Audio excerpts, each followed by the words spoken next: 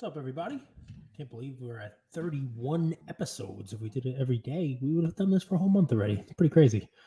And this past week, we've done record numbers for the channel on audio and video because we've had some interesting topics. The bull and bear case for the hobby, followed up by is there room for collectors and investors?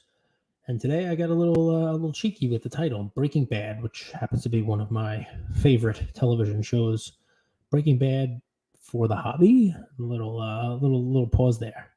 And one of the things I want to talk about is Breaking Bad for the hobby. And I already know there's gonna be comments out there, talking about, maybe I just don't understand breaking or whatever it is. I'd like to kind of do an analysis of both sides of it, but it's a bigger question than that.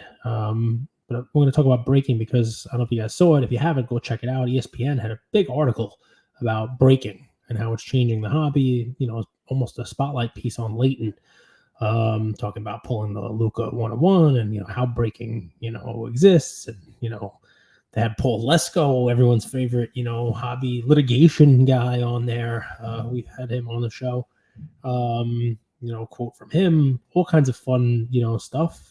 Kind of talking about where the hobby is right now, and the origin of breaking according to them. I remember breaking a long time ago. I remember breaking myself and recording videos of it and posting it for folks. Sending them videos of breaking boxes and whatnot myself. Not as early as the folks that talk about in this article. I'm not taking credit for being the first breaker ever. It's not me, but it has been going on for a long time, and it's obviously now a little bit of a different place. But what made me think about, and we'll get up to breaking in a second, made me think about sort of where the hobby is now and where it was. I use hobby, industry, business, whatever you want to say. Someone I know saw that article, actually sent it to me. I had already read it, but we're talking normies, right? Is that what we're going to call them? Folks who are outside of the hobby, people who know that I am involved in it and see something on ESPN, something what you'd call mainstream, and will send me a link to it and say, look at this, this was on ESPN, obviously. Look at this, that's your hobby and it's out there. And, so I continue that conversation and I ask, well, what'd you think of the article? And they said, it was a little weird. I can't imagine, somebody opening a box for me. I would just rather open the box myself. And I said, okay, well, let's take it to its next, step. Do you remember opening boxes? And this is really where the conversation got fun, right? Because I'm thinking about the production numbers, the breaking, what breaking is, where the money is going in the hobby now, both from an investment side, from the business, and also from people coming in and buying things. And let's try to tie both of these parts of the conversation together. As I continue, I said, well, you open boxes yourself. Talk about it. Oh, yeah. I love collecting baseball cards in the 80s. Okay, 80s into the 90s. All right. Well, what'd you open? Oh, I remember opening Stadium Club. I remember opening Finest. I loved. All right, well, tell me who the guys you collected. Oh, I collected so many cards. I collected Ken Griffey Jr. I collected, Red Sox. I was a Mike Greenwell guy. He was a big rookie in '87. I remember collecting in the early '90s, Todd Van Poppel, and I said, all right, well, how many of them do you still have? I don't have any of them. And it's funny because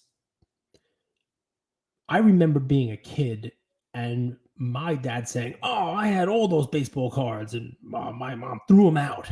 And you heard that story a million times. People who collected these cards, had them as kids in the 50s.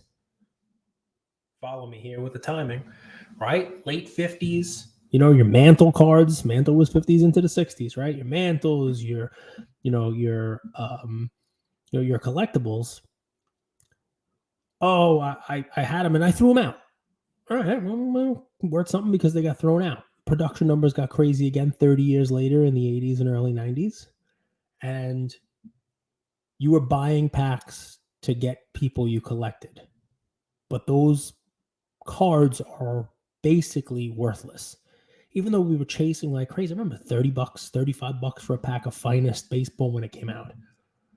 What'd you want in there? Oh, I wanted this card. I wanted that card. No one who I know, with a significant, a small exception, stayed in this, kept their cards, held on to them. People have them now. I know a lot of people who, quote, got back into the hobby and bought those cards that they had as kids because of nostalgia. But nobody really kept them. Nobody really, went after them. This nostalgia, this boom, this coming back in has, created a slight amount of value for nostalgic purposes for people my age in those cards. But it was funny because people are opening cards now. People are opening boxes now. Everything from your top Series 1 with the production numbers we talked about to flawless boxes, flawless basketball that are $11,000 a box, right? And it got me thinking about breaking. People like breaking. I will never tell folks you can't do it. For some, it's a form of entertainment. They get to get in the break, they watch it. I've talked about this, right? I can understand jumping in a break. The article talked about most break spots are less than $100. Okay, I get it. It's like watching a pay-per-view, right? It's like watching a UFC event, which happens every week, and they charge $80 for it to get in. You get some form of entertainment. Hopefully, the breaker is providing some form of entertainment. There's different styles of doing it, right? Not everybody's a backyard fan, but clearly they are entertaining to many. And you buy in, and you are entertained, and hopefully your break hits something for you, and hopefully you don't get skunked and get nothing. Chances are you will not get the value back that you put in, but there's the potential for you to actually do better. Hence why it's being referred to as sort of a gambling. It is sort of a slot machine. You put your money in, you hope you don't end up with nothing. You hope you wind up getting something back, so your team hits, your player hits, your color hits, and you get something back. And the real desire, it's almost like a scratch off, right? You're putting your money in and you're hoping that it hits that jackpot. When you are doing a flawless box for $11,000, the hope is that you're pulling a triple logo man, or a one of one logo man, someone who's going to be worth $50,000 or $100,000. Sure, 100%. The funny part about it is that with the breaking that's going on now, we've had the rise of the word bounties. Bounties being placed on these cards. You pull this, and we're going to have a $12,000 bounty. You pull this, it's a $1,000 bounty. Anybody who pulls a one of one, and you wind up having a demand for something that is, I don't know, let's call it created, manufactured, artificial. Hell, there are people out there who can't even spell Lord of the Rings by abbreviating it LOTR. They've never opened Magic before, and they're spending $500 to open a booster box collector's edition of Magic the Gathering Lord of the Ring because they want to pull the one of one ring card. Do they want it because when they were growing up, they were huge fans of the Palantir? They were a Frodo Baggins costume for Halloween, or they wanted to be Gandalf for a dress up? No. Chances are the people buying these cards at these boxes are not fans of Lord of the Rings. And I only know these names, guys, because I just opened a box of this stuff with my son. Put me right in the category of people who opened one of these boxes and had absolutely no idea what I was looking for. The reason is because I wasn't looking for anything other than that chase and that bounty. And I do believe that a lot of people who are opening boxes and getting into box breaks, they are seeking out bounties. They are, putting their $100 down, and they're not breaking it because they want the Mickey Mantle card to come out. They're not breaking it because they're hoping to open packs and pull that Ken Griffey Jr. or pull that Shaquille O'Neal or pull that Michael Jordan card out. I think a lot of people are opening those cards, opening those packs without an intention of keeping anything. They're opening packs with the intention of hoping to hit whatever the bounty is for. And if they don't hit that, hoping to hit a card that at this moment has a value that they can sell so that they can jump into more breaks. And what's funny is the price has gone up. the production numbers have gone up, the amount of cards that are out there have gone up, and I fear that just like the folks who bought these cards in the early 90s to late 90s, people were buying these cards in a boom, and no one owns them anymore. No one has them anymore, right? Nobody wanted them. There's a value now. What's new? What's got hype around it? What is the flavor of the month? Something to chase to get a bounty, something to chase for headlines. I think breaking is a real interesting thing. Not bad, not good. It's different, right? And I think I used the phrase a double-edged sword when we talked about, bulls and bears. We talked about the content that's out there. But I think you can definitely talk about breaking as a positive. Maybe, this episode's not enough. Maybe I need to do a bull and bear, 2-part episode on breaking. But top line, breaking's good because it seems to bring the younger, I don't want to call them collector, but the younger money, the younger eyeballs, the fans in, right? Now, take that down a little, right? Parse it out. It's not a collector who's coming in. People are probably not getting into flawless breaks for $500 a slot or whatever it is, hoping to hit the guy they want to collect. Because for the majority of guys, it would just be cheaper for them to buy the card of the player that they liked if they were a collector. Instead, I think what you're getting here, or you're getting a group of people who are coming in looking to gamble, and hope that they hit that bounty, hope they hit that number. Why breaking is good? It's the positive on it. I think it does bring a lot of those eyeballs. I think it brings younger eyeballs, maybe people who can't actually legally sports gamble in certain jurisdictions, and it has that sort of YouTube-y vibe to it. I can tell you, often I say to my son, "What are you doing on your phone?" And I don't expect him to say like, "Oh, I'm researching for a paper for school," or "I'm texting," or no, it's YouTube. I'm watching videos. I'm watching shorts. I'm watching this. I'm watching that. And what are you watching? I'm watching this guy play this video game. Sometimes playing video games himself, but I'm watching this guy on YouTube. He's playing this on Roblox. This guy's on Minecraft doing this. This guy's doing this Fortnite thing.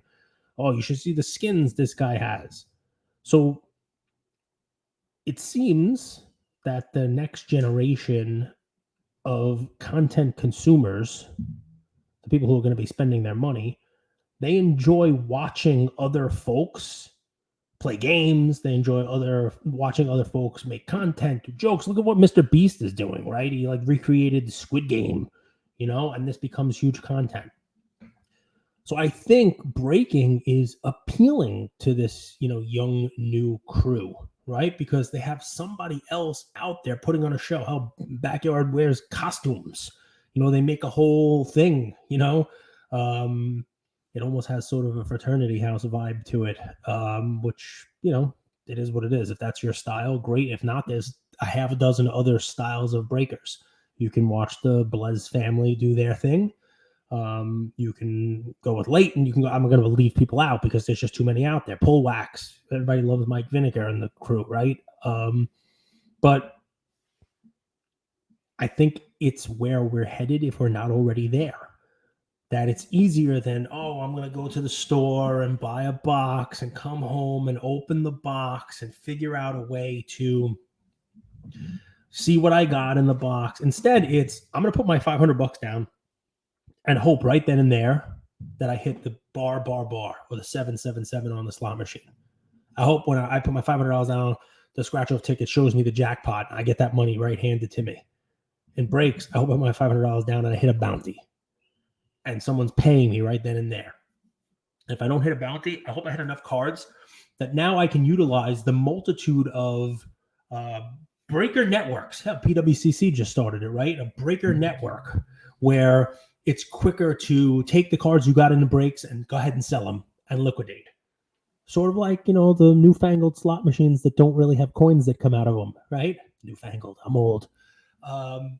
You put your credits in, you put your $100 in, you run through your $100, and the next thing you know, there's a number on the screen. It says 103 or 87, and that $100 was run through, and you have $87 left. You're down $13. You put that $100 in, and you have 130. You're up $30. Breaking, I think, is that.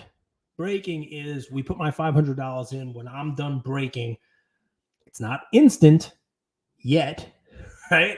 Not instant yet, but you're done breaking. You've got a stack of cards. You've got one card. You've got 10 cards. Those cards are worth $400, $600, $200. And the breakers will send it to a consignor, or you send it to a consignor, or there's a network where that's liquid. You're now going to sell those cards, and in a week, you'll have, for the $500 you put in, hopefully $600 or maybe $400, and you can do it again and again and again and again. Now, the interesting part of that is the people who are spending the money to get in the breaks and try to get bounties are not the ones who are keeping the cards. And I wonder who is. And if this is who the money coming in the hobby is chasing after, right? I mean, it seems to me that these cards are going to get sold for less and less and less. And the question that gets asked is, how's that cycle broken? An $11,500 box of Flawless is broken up so that a breaker sells off the spots to the retail participants for $13,000 or $14,000 so that they're making their money on the end. Everybody's getting into the break and, spending $500 or whatever it is each time. Well, I venture to say there's not even that many cards in the product that are going to get that box price back. And instead, what happens is everybody who didn't hit the bounty just wants to automatically liquidate their cards and get back in and try to get the bounty or try to get that big card next time. Those cards end up on eBay or on THWC, and the sales price is less than what these gamblers paid for their spot in a break. How long can that last when the secondary market for Flawless or anything else, the sales price for the chase cards even are significantly less than what people are buying in for the breaks? Seems to me, I don't call it a zero-sum game, but we're eventually headed there, right? Because as there are less people looking for these cards, they sell for less. The folks who are putting their money into the breaks are getting less back when they liquidate them, and so on and so on. I don't think people are thinking that far ahead. I think right now the money that's coming in says breaks are the way to go. Let's make sure, that breaks are being done. We're going to have, eBay is going to have specific people they allow to sell breaks, and Fanatics is going to have their live platform rolling out soon, and everybody's doing breaks. And that seems to be where the money is headed. I don't know whether or not that has any value to the collector side of the equation. I guess if I was looking for a positive, right, at least the product's getting opened. And then if you didn't have that, massive amount of people breaking product, then, some cards that people do want to collect would stay sealed in boxes and not turn up. Very rarely now is there a card that we're chasing after and it's just, that's still in a sealed box somewhere. And do we know if it was ever really hit? I mean, I think the Luca 2018 Prism Black 1/1 is kind of one of those that stands out in my brain as not there. Anyway, breaking is kind of the new thing here. And it's, people seem to love it. From a longevity standpoint, it has me wondering, because the bigger kind of, question here is, can breaking basically be kind of like the last money grab for this cycle? Take a look at cards, guys. Take a look at cards. Let's just take a nice little time machine DeLorean, 1.21 gigawatts, bolt of lightning, energy back in time. The monster set, 1909 to 1011. All right, so 1909. That's huge. Tobaccos. They were big, right? Cards were huge. They were an idea of somebody put into tobacco. Now, you can find cards before that, but never huge. Not a huge set like that. Not a huge idea, not something that was so pervasive and created that Jeff Wilson has recently made content that said T206s are not rare. There's a lot graded. There's a lot of them out there. 1909. All right. Let's fast forward. 1933. 25-ish years later, a generation later, you have the first bubblegum cards. 33 Gouty. Everybody knows the Ruth. Everybody knows the Ruth Yellow. If you don't, I'll grab one for you and show it to you. Everybody knows that set. First bubblegum set. Awesome. 1933. Now, I'm not going to blame anything. There were some wars in there in the late 30s, 40s. But there's nothing else. I mean, there's a couple years of sets. There's, you got some play ball and all that other fun stuff, but nothing major. If you're talking about like the history of baseball cards and sets and things that people know, 1909, let's wait a generation. 1933, let's wait a generation. 1952 tops, 20 years later. Okay. And you have a heyday of cards here in the 50s. And wouldn't you know it, a generation later, in the 80s, they became big again. I know kids who are older than me, well, they're not kids now, but they had their cards. They collected in the 70s. They collected, baseball cards. None of them had any real value until the 80s, and all of a sudden people are talking about cards again. If you're following me, 09, 33, 52, 88 to 92, whatever, you want to throw it in there. I mean, magically, what you would think is that history is repeating itself in 09, 33, 52, late 80s, hike. What would come next? Oh, wait. 2019, 20, 21, now. Seems to be a 25, 30, 20, 25. Every generation or so, this hobby kind of reinvents itself. But then after it reinvents itself and everybody gets crazy about it and money is being made, usually seems to find a way to disappear just as quickly and leave only the collectors there. The ones who get to say 20 years from now, I've been here this whole time. I'm wondering whether or not breaking is that last thing that's bringing money in, that is taking the hobby a little bit left, and eventually the vast majority of people who are putting their money into it are not going to hit that bounty card, are not going to hit a card that's worth what they put in, and the secondary market pricing of the cards that they are hitting is going to continue to drop to a point where all that's left is that base of collectors that seems to stay through the 60s and 70s, through the 40s, through 2010s, the 05 to 18 period, where if you happen to be in, you're doing pretty good right now. And I wonder whether or not breaking, while it's, an interesting play on what's going on here, whether or not it's going to bring folks in and send them out just as fast. Now, that's just kind of where I'm thinking. I would love to hear what you guys think about it. I know everybody's got real strong opinions on breaking. Trust me. I get it. The comments here are great. I already see Ziggy putting a comment in. I quote for you. You don't even understand what breaking is. Okay, go ahead, put the quote in. Go ahead, put your comment in. I don't understand what breaking is. You say that every time, and you're wrong every time. But I want to hear what you guys think. Is breaking good? Is this something we should all be welcoming? Is this clearly where the big brand money is taking the hobby next? Should collectors, like we talked about with collectors and investors both surviving, should they be thankful for breaking, at least in the short term? Because a breaker who comes on, I don't know, let's say you're a Giannis collector. I mean, Giannis, we're in Giannis's 10th year now, right? Not a lot of people opening product, breaking, trying to get Giannis cards right now, except for one-of-ones and high-end stuff. All the product gets broken. People are looking for bounties. They're looking for, one-of-ones. They're looking for rookies. They're not looking for Giannis. They pull Giannis, it gets sold. And you, as a collector, are able to buy it. You're able to find it. You're able to hunt it down and add to your collection. Should the collectors be thankful for the breakers, even though they're not going to get involved in it themselves? I want to hear what you guys think.